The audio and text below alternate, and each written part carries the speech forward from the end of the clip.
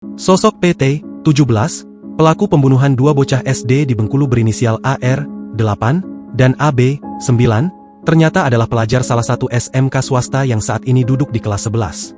AR sebelumnya bersama temannya AB, 9, sudah sepekan hilang sejak terlihat terakhir kalinya pada Selasa, 15 April 2025. Keduanya diduga menjadi korban pembunuhan tetangganya sendiri. PT, 17, dikenal di lingkungan sekitar sebagai pribadi yang cenderung pendiam dan tergolong remaja yang tidak terlalu sering berinteraksi dengan masyarakat. Fatwa, salah seorang warga Kelurahan Kandang, Kota Bengkulu mengatakan, bukan hanya PT yang terbilang tertutup, tapi juga dengan kedua orang tuanya. Jarang lihat dia main, ada sesekali itu waktu saya di kebun belakang, dia lagi mencari umpan sendirian. Orang tuanya juga bisa dibilang tertutup, ujar Fatwa. Lanjut Fatwa, ayah PT berprofesi sebagai penjual cabai giling, sedangkan ibunya berprofesi sebagai penyedia jasa mainan odong-odong di kawasan Taman Simpang Kandis. Ketika kejadian bocah hilang tersebut, mereka juga ikut dalam pencarian AR dan AB.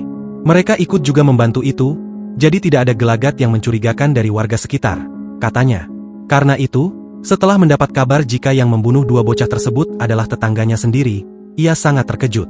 Sementara Syamsuar, 50, kakek AR menceritakan, kejadian sebelum cucunya tersebut ditemukan pada Senin, 21 April 2025, malam. Kronologinya tadi malam, kami kan sedang mengadakan yasinan di rumah. Setelah yasinan kurang lebih 20 menit, datang rombongan dari kepolisian yang langsung menggerebek rumah pelaku, ujar Syamsuar. Sebelumnya warga sekitar tidak mengetahui maksud kedatangan pihak kepolisian ke rumah pelaku tersebut. Kami tidak mengetahui, mungkin ada kasus lain kami pikir. Ternyata pihak kepolisian menemukan adanya mayat. Sontak kami langsung melihat dan terkejut kalau mayat tersebut kami yakin adalah cucu kami sendiri, ungkapnya.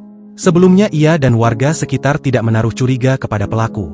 Iya, kami warga sekitar tidak ada curiga sama sekali. Karena jujur, si pelaku juga ikut membantu mencari cucu kami, baik ayah, ibu dan anaknya tersebut, tuturnya.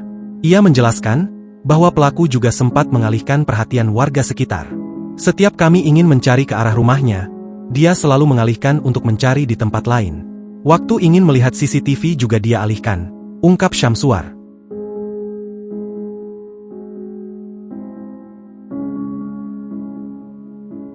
Download Tribun X sekarang, menghadirkan lokal menjadi Indonesia.